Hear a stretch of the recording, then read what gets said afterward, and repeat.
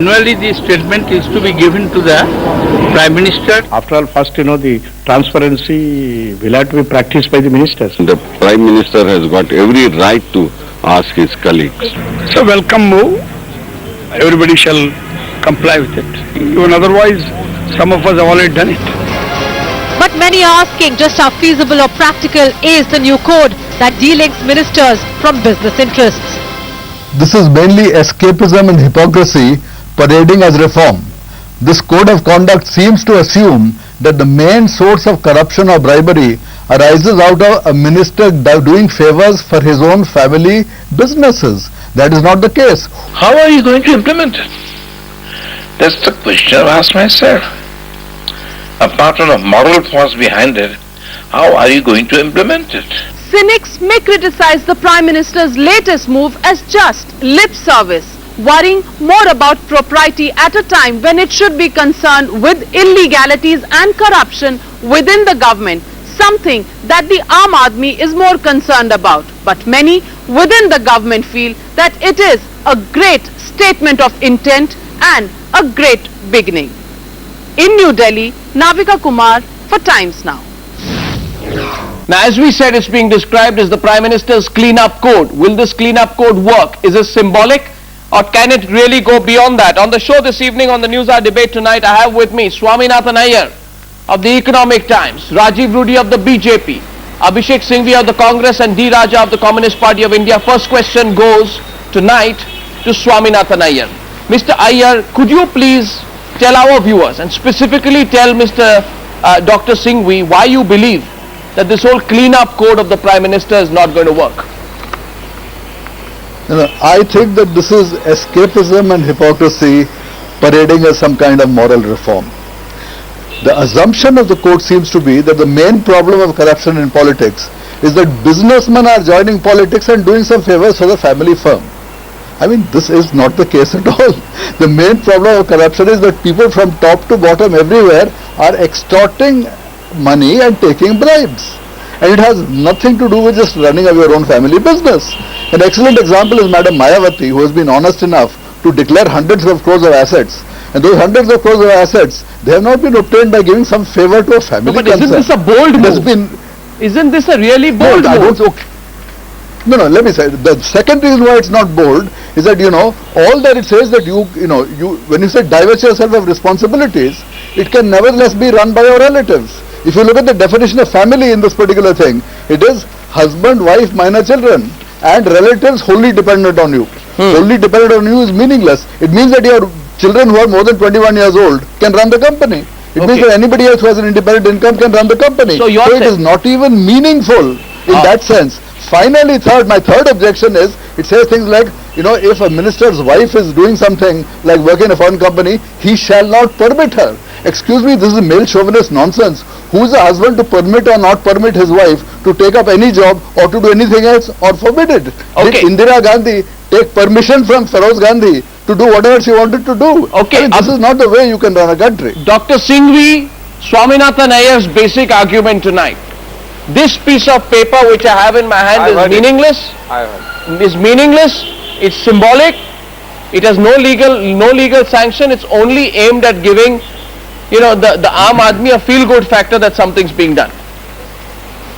Arnab, first, I cannot possibly comment on what the Times Now calls an exclusive. I have not privy to the document. The document is with me tonight, sir. It is not. No, let me complete. I've heard it. Just a minute. A document being with you is not the issue. A document has to be announced, implemented, notified, circulated as government policy before it becomes a discussable and enforceable document. So please keep this in mind throughout the entire discussion. When I comment or purport to comment on the document, it is not as if it's law or it's applicable or it's circulated. It's just something which you have. So let me now come to the meat of the matter. Assuming that this document, after consultation and notification and circulation, does become a code of some kind, I am astounded that here is a political initiative which I would have thought normally civil society and members of civil society would react favorably to and positively to. On the contrary, the politicians might be more hesitant. Here I find civil society debunking it and performing the funeral rites before the document is even out and even a good chance has been given to run it. Now let's look at the details. You can't debunk something because something else is not being done. This is not supposed to be the catch-all panacea for all corruption. It's not intended to be. No. It's a move to have a certain amount of probity, transparency. Let me complete. Give me 2 minutes. Transparency, probity and disclosure. Because disclosure and the disinfectant of sunlight makes a difference. No. Now take for example the example he gave. Business interest is not politics. This is a restriction applicable only to ministers. Joining politics, you don't have to do all this. Only to ministers. Second, if you have a problem with a very, very career-oriented wife, you better not become a minister. No. Nobody is asking you to force your wife to do something. Just don't become a minister. Thirdly, on the one hand he is arguing for reform, make it more inclusive. On the other hand he is debunking the whole thing as irrelevant, Dr. Singhvi, unworkable and a mad idea. No, but Dr. Singhvi, I'm not going to name the ministers, but you know, and I know, and everyone watching the News Hour tonight knows that there are ministers in this government with interest in business. There are ministers in this government who would have interest in companies which, according to this law, which I have in my hand, depend on government licenses, permits, quotas, leases, or patronage in some form. Are you saying that these ministers are going to be thrown out of the cabinet tomorrow? That's a question which needs to be asked. Will that happen? If it doesn't happen... No, that's sensationalism. Arnab, that's simple sensationalism. No, how is that sensationalism? If and when this becomes law, let me tell you why. If and when this becomes law or enforceable code, either the person concerned will dissociate from the business or he will go as a minister. And if it is applied uniformly, non-discriminatorily, across the board, I don't see any reason for anybody to complain. No, I mean, my question here was different. Okay, Rajiv Rudi, I want you to come into the debate. Rajiv, would you compliment Dr. Manmohan Singh for this new code of conduct for all his ministers? No, I just want to say here one thing, that of course I would like to compliment the Prime Minister for adding one more provision to the existing provisions, and it is not that. I do not understand why the Prime Minister wants to be very goody-goody and that it is his original idea. It is not. In previous governments too, all the union ministers were supposed to furnish their assets and the property and whatever they earned. But here is a different question. When you say that there is one more additional clause being included in what is already existing, is adding what the family income is, and family is going to generate a business. So it's nothing new which the Prime Minister may be, or you all may be thinking that it's a Prime Minister novel idea. It is what I am more concerned, what I am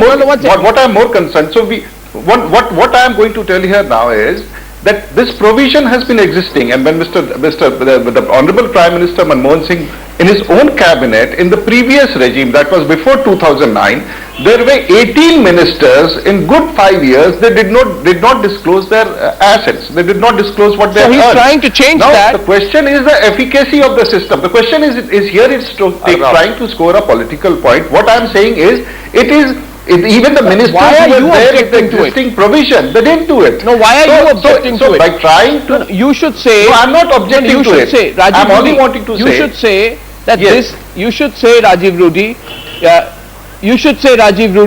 that it's a good step.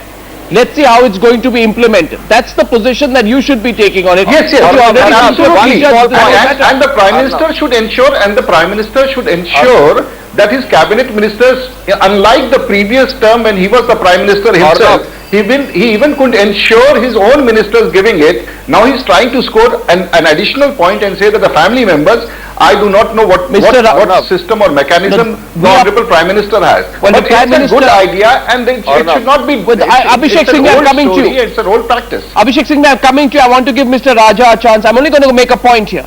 There are ministers who have equity shares, in 24 companies. There are ministers who have interest in certain cooperatives.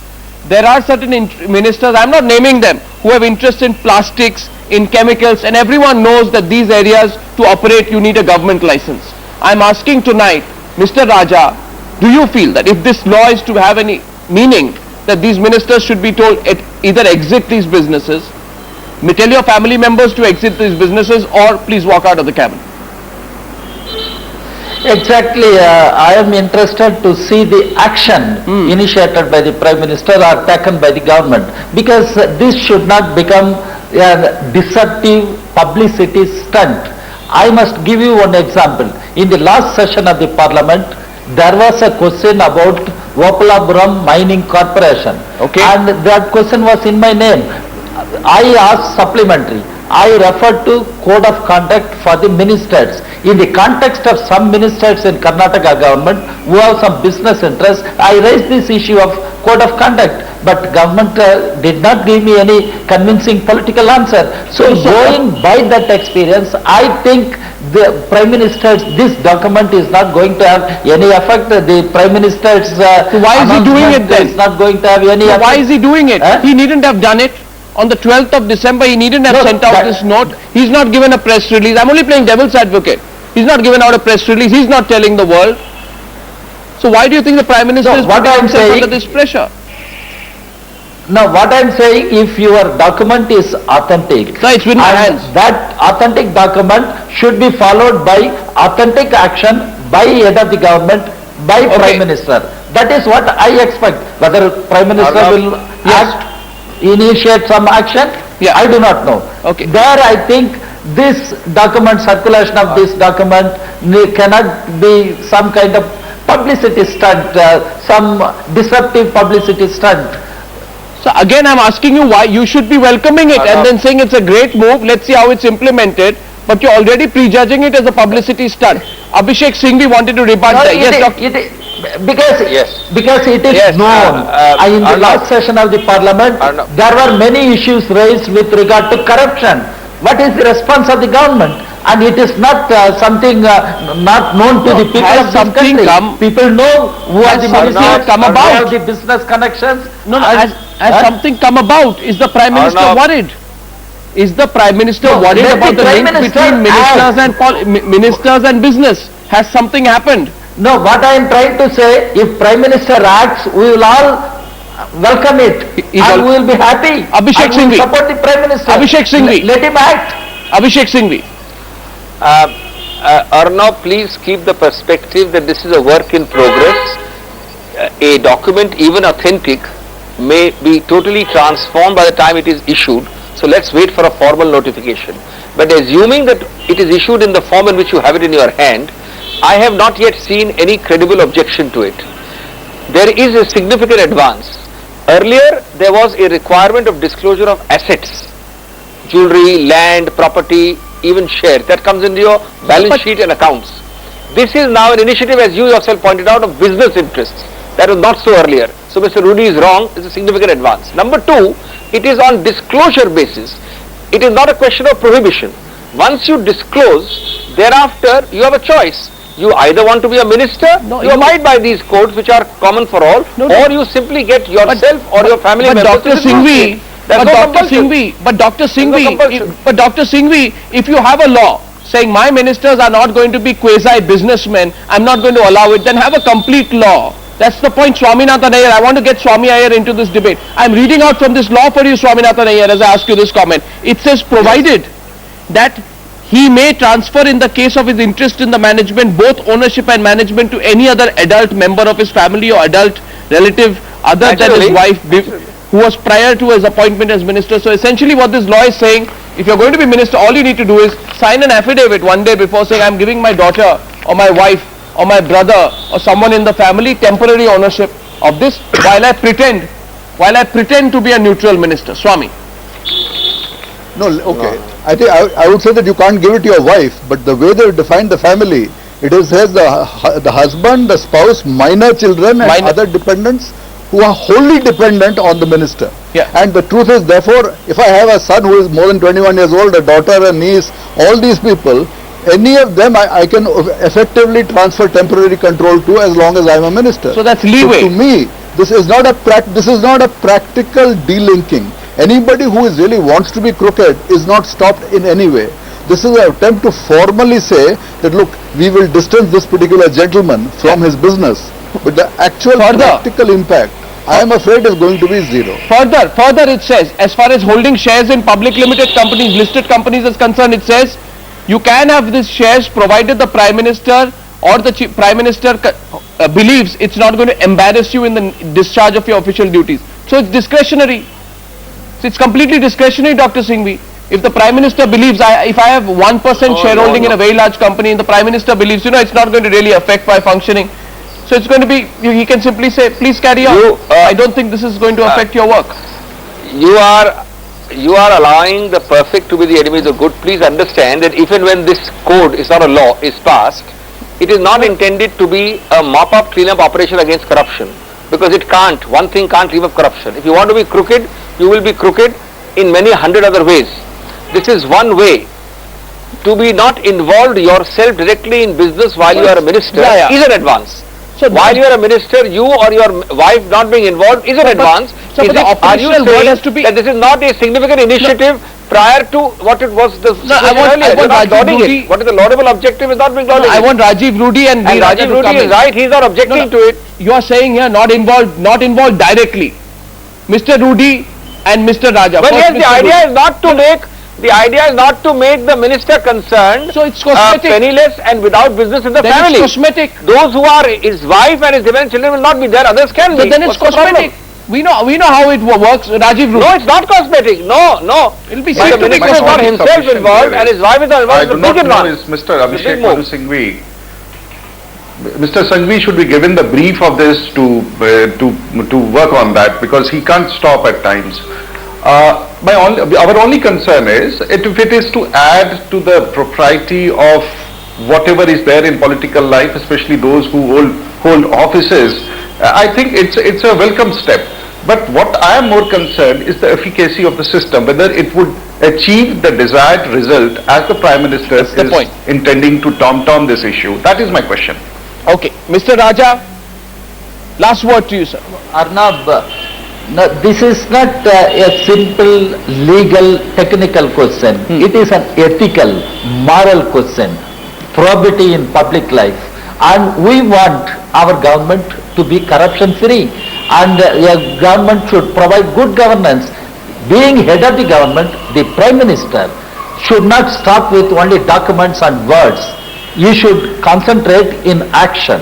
And what is he going to do with the government and with his ministers, and how he is going to fight the corruption which has become rampant and eating the vitals of our entire system.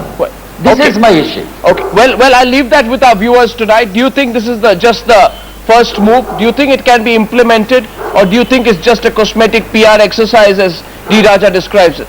Tell us what you think on that. To all my guests, thank you very much.